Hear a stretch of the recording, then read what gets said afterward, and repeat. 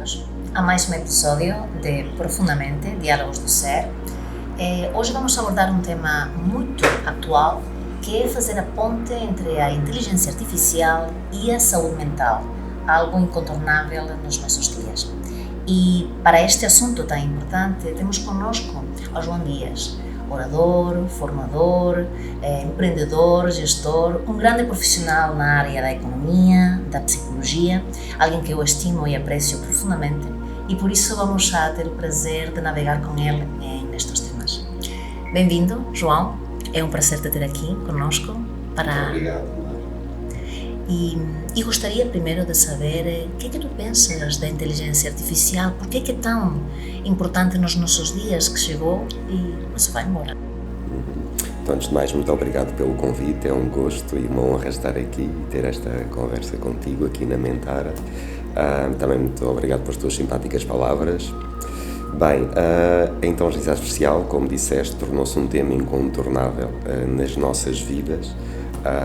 E, na verdade, não é um conceito novo, ou seja, tem vindo a evoluir por vagas, mas começou a ser trabalhado na década de 50, vê bem. A verdade é que nos últimos anos, fruto de haver mais dados disponíveis, o facto da capacidade de computação ter aumentado, computadores mais potentes e os próprios modelos de inteligência artificial também se terem desenvolvido, levou a que houve, digamos assim, um boom das possibilidades que a inteligência artificial permite e também, se calhar, estamos hoje em dia mais alertas e mais conscientes e cientes das soluções que nós usamos no nosso dia-a-dia, que de antes não sabíamos que tinha inteligência artificial, mas agora já começamos a reconhecer que por trás é a inteligência artificial. Claro. E é necessário perceber mais como cuidar e como introduzi-los nas nossas vidas, não é? Exato.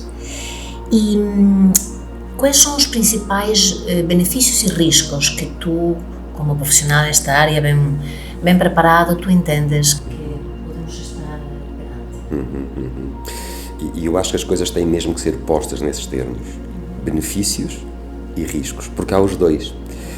E sempre foi assim na história da humanidade. As ferramentas mais poderosas trazem, digamos assim, um potencial e inúmeros benefícios e vantagens, mas também, se mal usadas, têm muitos riscos e podem ser muito gravosas.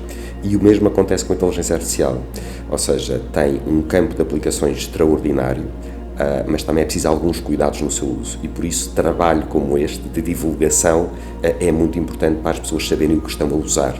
Costuma-se dizer que with great power comes great responsibility, não é? E por isso nós temos que fazer um trabalho de tornar as pessoas mais conscientes e mais informadas do que é que esta ferramenta faz, mas também dos riscos que pode ter. Então, em termos práticos, há todo um conjunto de aplicações para a inteligência artificial e que já está muito presente nas nossas vidas, não é? Por exemplo, quando nós recebemos um e-mail, os e-mails que vão para spam ou porque não são, digamos, do nosso interesse, isso é a inteligência artificial que está a fazer. Quando nós estamos no trânsito e usamos uma das ferramentas, ou o Google Maps ou o Waze, para nos ajudar a navegar o trânsito, é a inteligência artificial que nos está a dar o melhor destino. Quando compramos uma viagem ou quando estamos a fazer uma compra online e depois há uma recomendação de um produto semelhante ao que nós podemos gostar, tudo isto são modelos de inteligência artificial que estão a correr por trás. Mas a verdade é que a inteligência artificial tornou-se tão poderosa em que, em algumas situações, quase tem uma melhor ou tem mesmo a melhor performance que os humanos. Já aconteceu logo em 97, uma solução de inteligência artificial da IBM ganhar um jogo de xadrez, um campeonato de xadrez, ao campeão mundial da altura, o Kasparov. E depois também aconteceu num jogo ainda mais complexo, porque já requer intuição, que é um jogo chinês, o Go, em 2006, salvo erro, a máquina ganhar, digamos assim, ao campeão mundial. E por isso a inteligência artificial está a ter um conjunto de aplicações, especialmente em coisas que requeram raciocínio, análise de dados, análise de padrões de dados, tem uma capacidade de processamento, é como se fosse uma inteligência do nosso lado esquerdo do cérebro, mais racional, cognitiva, super potente. E aprende, se tiver bons dados, ela tem esta capacidade de auto-aprender de forma contínua, sendo cada vez melhor. E isto é fabuloso, e porque isto pode trazer muitos benefícios à nossa vida e automatizar muitas tarefas que nós humanos teríamos dificuldade em fazer. Mas também tem riscos. E especialmente nós temos de ter muito cuidado, nós enquanto sociedade, civilização humana, a não deixar que a tecnologia substitua o humano e tenha um poder de decisão autónomo por si. Ou seja, eu acho que o lugar certo para a inteligência artificial, e já vamos ver na saúde mental e na saúde do modo geral e noutras áreas da economia e da sociedade, é auxiliar o humano, ajudá-lo a tomar decisão informada, com mais informação, que foi processada, que foi analisada, e ser esse auxiliar, essa extensão de inteligência mais associada à cognição e a raciocínio para o humano, mas nunca se substituir. Porque às vezes os modelos de inteligência artificial têm vieses, porque se forem trabalhados e treinados com dados que ou não representam de forma homogénea a população, eles podem não só reproduzir, como acentuar esses vieses. Por exemplo, a Amazon teve um modelo de inteligência artificial e um algoritmo para o ajudar, a empresa, nos recrutamentos de pessoas. E o que é que acontecia? O modelo, como foi treinado com mais currículos de homens, estava depois no recrutamento a enviesar as decisões para só ou maioritariamente recrutar homens, deixando os melhores de fora, penalizando as mulheres. Imagina o que é este exemplo aplicado a outras áreas da vida e da sociedade, como seja a atribuição de um subsídio, ou como seja na avaliação de um crédito bancário, que algumas populações ou segmentos da população, porque nos modelos esses dados não estavam devidamente representados, depois geram-se estes vieses que são muito injustos, e por isso é preciso muito cuidado na forma como usamos estas soluções. Sem dúvida, muito importante. Nós temos muito que aprender em pouco tempo, não é? Porque isto vai rápido, não é? Certo. Isto vai muito rápido. E como é que podemos, na tua perspectiva, maximizar os benefícios e diminuir os riscos? O que é que tu achas que nós, enquanto seres humanos, em que tudo vai muito rápido e às vezes quase que não nos dá tempo a evoluir tão rápido biologicamente, não temos essa capacidade de evoluir tão rápido quanto evolui muitas vezes a ciência técnica, mas não deixamos de ter outros muitos recursos. E, segundo a tua perspectiva, como é que nós podemos maximizar este nosso bem fazer e usar esta ferramenta tão poderosa, e como podemos fazer para minimizar os riscos? O que tu achas que nós, em conjunto, como time, como equipe, como comunidade, podemos fazer? Certo. Essa é uma questão fundamental. E, no fundo, há um trabalho, e fala-se muito na questão da regulação. Ou seja, enquanto sociedade, enquanto, digamos assim, governos, enquanto União Europeia, regular o uso destas ferramentas. E nesse ponto de vista, a nível mundial, a União Europeia, onde nós estamos inseridos, até foi pioneira e criou o chamado AI, Artificial Intelligence Act, que no fundo tenta regular o uso da inteligência artificial, no fundo em que atribui, digamos assim, categorias de usos de inteligência artificial com menos risco ou com mais risco. Por exemplo, com mais risco é quando temos a inteligência artificial a tomar decisões que podem mexer com a vida das pessoas, ou de saúde, ou de atribuição de benefícios sociais, coisas do tipo, não é? E que no fundo dizer que nesses casos, então, é preciso ter alguns cuidados e regras mais apertadas no uso dessas tecnologias. E por isso a regulação, e que felizmente na Europa já existe, não existirá da mesma forma e com os mesmos cuidados noutras partes do mundo, é uma via. Eu penso que a segunda via, também super importante, é educar, sensibilizar, ou seja, dar informação às pessoas para que conheçam o lado harmonioso e as potencialidades da ferramenta, mas também os cuidados a ter para que ela seja usada de forma, digamos, ética. E já falámos de ou seja, estes modelos têm que ser treinados com dados que sejam fiáveis, que sejam representativos da população. Se calhar estas soluções não devem por si só tomar decisões, mas devem auxiliar os humanos na tomada de decisão. A decisão final deve ser de um humano e, por isso, há todas estas questões que são importantes ter em conta e para garantir que, de facto, não há um mau uso, porque nós sabemos que na história da humanidade sempre houve, digamos, atores maliciosos ou pessoas menos bem intencionadas que se apoderaram e fizeram um mau uso de ferramentas e de tecnologias muito potentes e muito poderosas. E por isso aqui é fundamental educar as pessoas para a formação, para estarem bem informadas, saberem os riscos e haver mecanismos na sociedade que previna os maus usos ao nível da regulação. Sem dúvida, estou totalmente de acordo, João.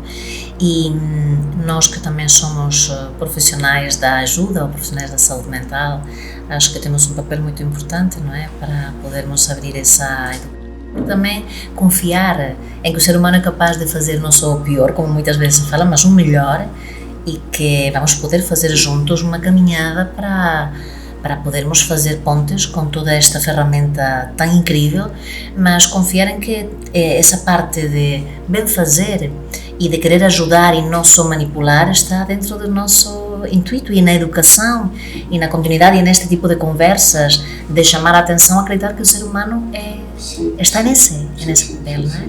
Maria del Mar, normalmente há dois movimentos, as pessoas posicionam muito às vezes nos extremos e nas polaridades, não é?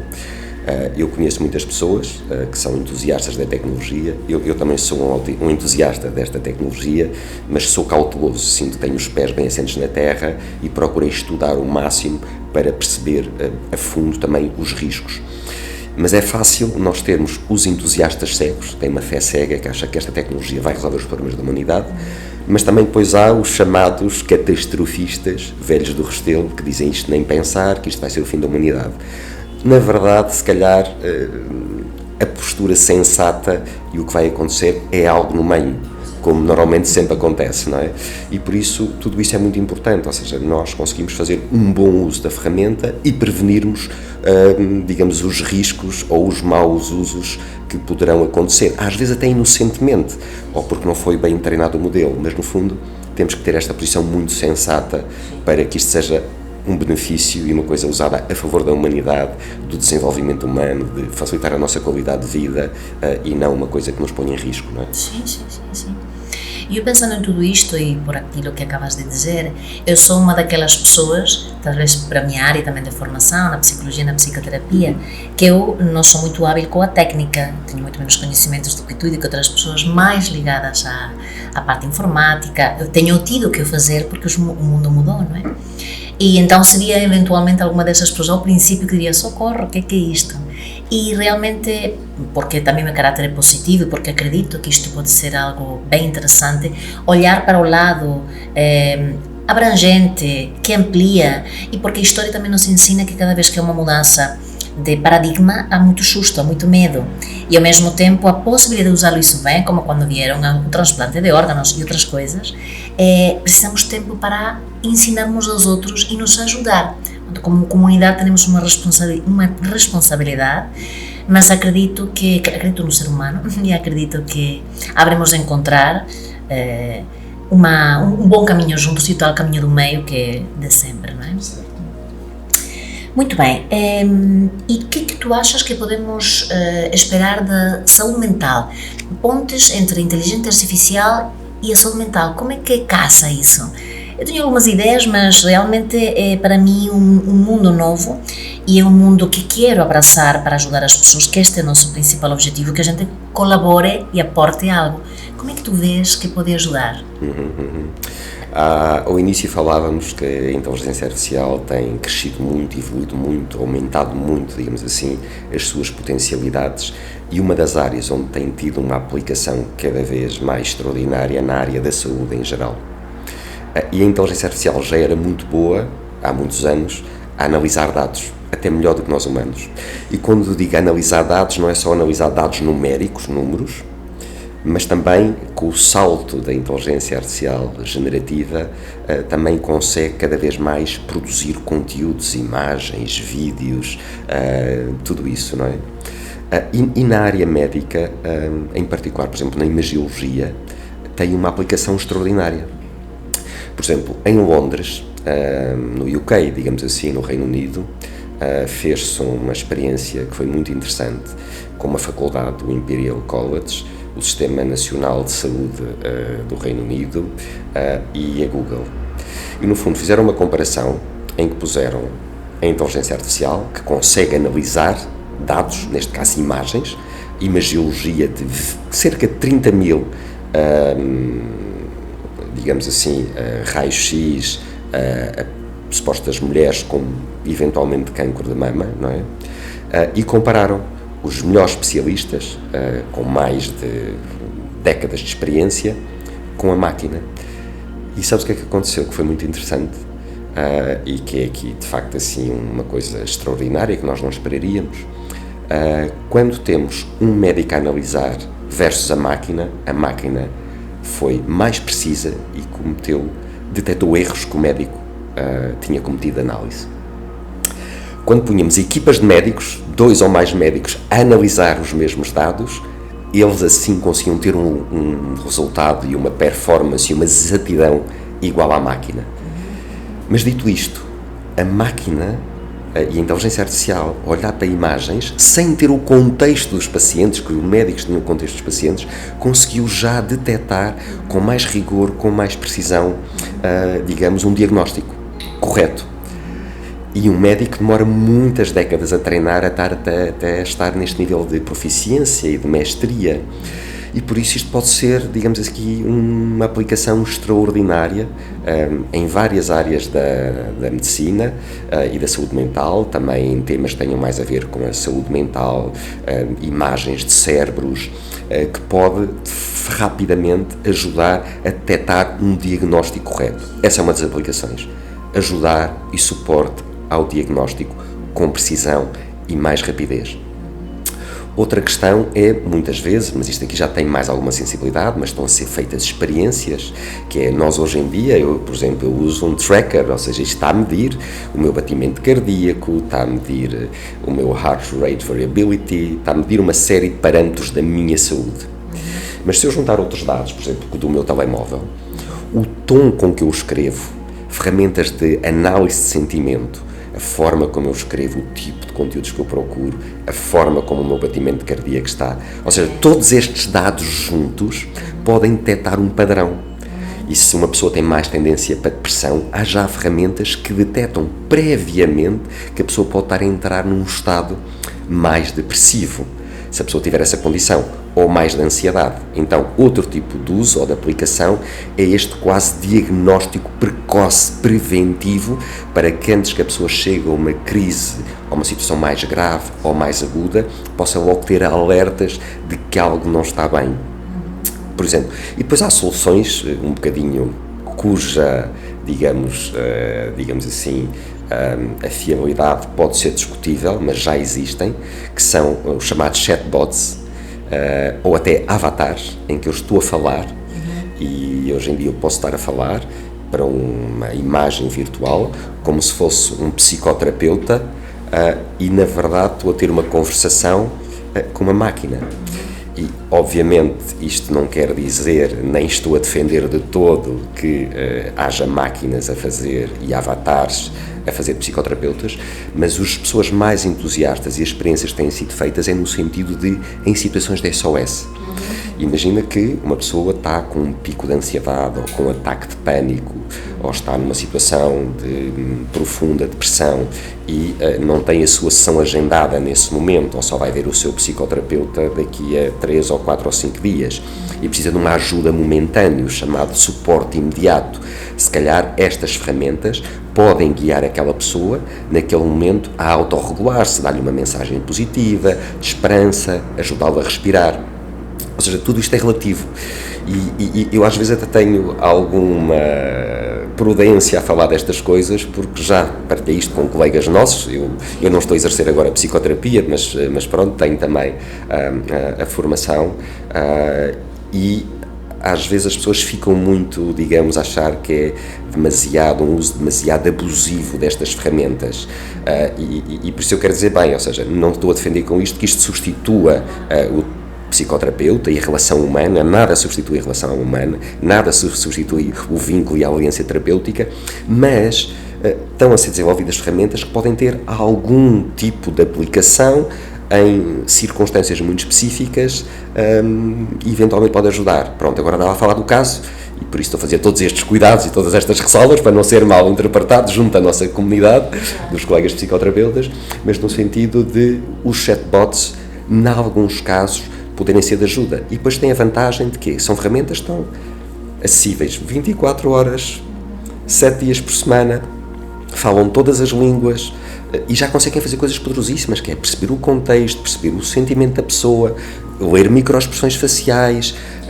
Obviamente não substitui o humano, mas se calhar numa situação de crise, de emergência, é uma ferramenta que está disponível, com baixo custo, que pode estar a atender se calhar milhares de pessoas em várias partes do mundo ao mesmo tempo. Se calhar vale a pena estudar, se calhar vale a pena conhecer.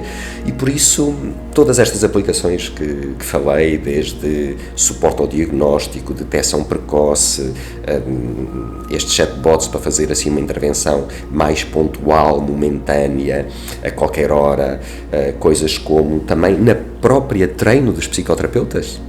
Hoje em dia há estes chatbots, avatares, que no fundo estão a simular uma sessão. Imagina que estávamos aqui numa sessão, mas a sessão está a acontecer com uma máquina que está a fazer de paciente e o psicoterapeuta estagiário está a treinar com a máquina e depois há uma análise da própria máquina, que pode ser supervisionada por um humano, da qualidade da sessão. Se ele respondeu da forma certa, se teve empatia, ou seja, há aqui todo um campo de simulação, de treino, tal como os pilotos de avião fazem nas máquinas. Eu tenho um amigo piloto de avião, um grande amigo, e que me explica como é que isto funciona, e há aqui um paralelismo muito grande. E depois também, acho que há aqui um campo de aplicação extraordinário, que é na nossa formação. Enquanto psicoterapeutas, eu não estou a exercer, mas também me incluo no grupo de psicoterapeutas, psicólogos e todas as pessoas que trabalham na área, psiquiatras da saúde mental, que é, no fundo, estas ferramentas têm um potencial enorme de nos pôr mais a par com a literatura que está a sair, com os novos estudos, não é? E podemos estar melhor informados e melhor preparados. E eu acho que aí também é fabuloso. Só para terminar, um outro campo de aplicação é a máquina, e em particular uma coisa que se chama os agents, que é a inteligência artificial que realiza tarefas de forma autónoma, sem nós termos que fazer, ou seja, pode fazer tarefas administrativas que estão, digamos assim, no ato clínico, que nós, profissionais de saúde, médicos, psiquiatras, enfermeiros, psicoterapeutas, odiamos fazer e que nos roubam um tempo de qualidade para estar empaticamente e humanamente com a pessoa. E isso é muito interessante. Se eu tiver que fazer todos o registro da consulta, o registro no CRM, a prescrição, o encaminhamento para o outro lado, se estiver tudo automatizado, eu consigo, se calhar, guardar mais tempo para contacto humano e para o atendimento, e essas tarefas administrativas, burocráticas, são feitas automaticamente pela máquina. Eu estive a ver umas estatísticas muito interessantes nos Estados Unidos, ou seja, na década de 70, a maior parte de uma consulta médica, já não só falar de saúde mental, uma consulta com um profissional de saúde, tinha um agendamento de 1 hora. Hoje em dia, um acompanhamento médico, uma consulta, não é psicoterapia, mas está a durar 7 minutos.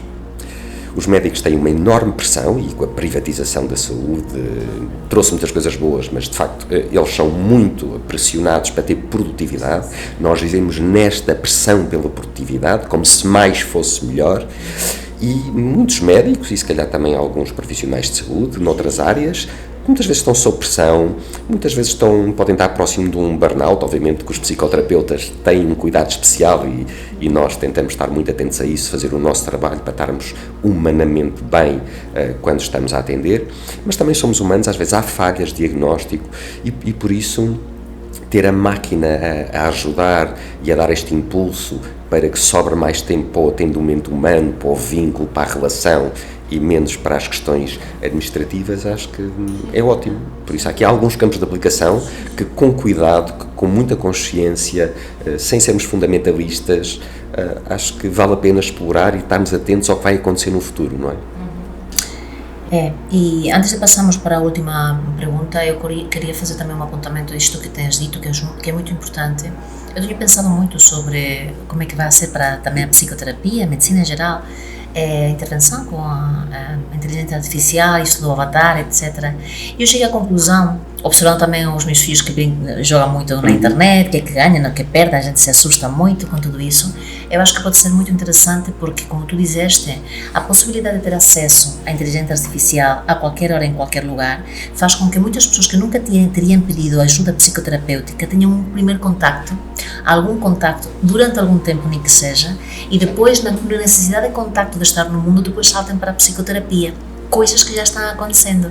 Eu tenho pessoas aqui na escola, no estágio, né, que nós temos aqui, que atendemos muitas pessoas que têm vindo precisamente porque primeiro fizeram um primeiro contacto com questões que vieram através da inteligência artificial e depois quiseram ampliar mais e que querem não estar só no mundo virtual, que também cansa, e ter outra pessoa.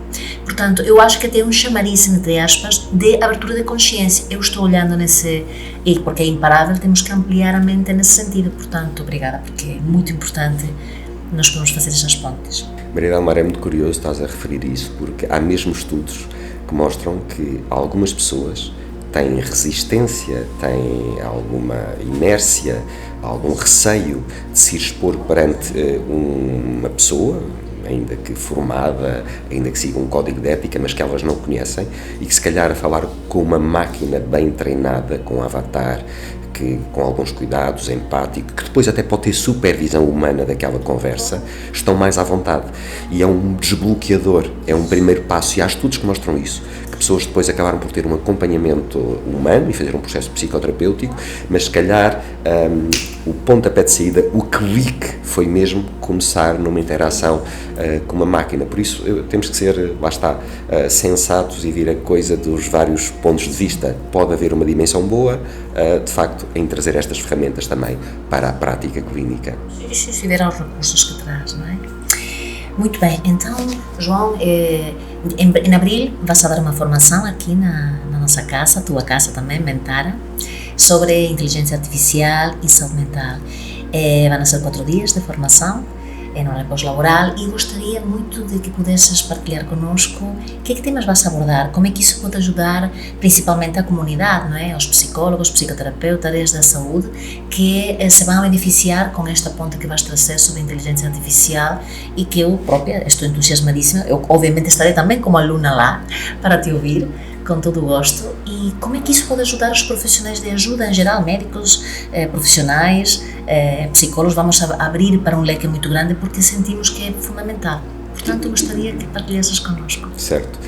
A inteligência artificial é uma das causas que eu estou a abraçar e que estou muito dedicado, e por isso estou a dar várias formações, e vai ser um gosto dar aqui na Mentara, até pela ligação que tenho aqui a esta instituição e a ti, Maria Delmar, e também porque, como nós falámos ao início, a inteligência artificial está a ficar tão presente nas nossas vidas e está tão embebida em muitas soluções que nós usamos, que de facto, mesmo alguns colegas que não queiram por alguma razão usar, têm que estar preparados para lidar com um cliente, com um paciente que lhes traga esse tema, não é? E no mínimo, todos devemos estar minimamente informados para isso. E depois, como falámos, acho que há um grande potencial para os profissionais de saúde e da saúde mental em particular fazerem um bom uso destas ferramentas. Pode-os tornar melhores profissionais, pode-os deixar com mais tempo e disponibilidade mental e presença para fazer a parte humana que a máquina não consegue fazer. Então, dito isto, a formação vão ser esses 4 dias, esses 4 finais de tarde, e basicamente vamos fazer esta viagem pela história da inteligência artificial, para perceber o que é, perceber como é que evoluiu, como é que chegamos até agora, perceber os fundamentos, o que é que está por trás da forma como esta tecnologia funciona, para depois, a partir daí, percebermos as potencialidades e como é que ela já está na nossa vida, em várias áreas da nossa vida, e depois, em particular, perceber também os riscos e os cuidados que há que ter para fazermos um uso ético e consciente dela, por um lado, E depois vamos dar para uma fase 2, mudar um bocadinho, digamos assim, a abordagem e focar-nos nos temas da saúde e da saúde mental em particular, discutindo que soluções é que existem no mercado, que tipo de ferramentas, que potencialidades é que têm, que cuidados é que obrigam a ter, como é que o dia-a-dia e a atividade de um profissional de saúde mental, de um psicoterapeuta, pode beneficiar destas ferramentas,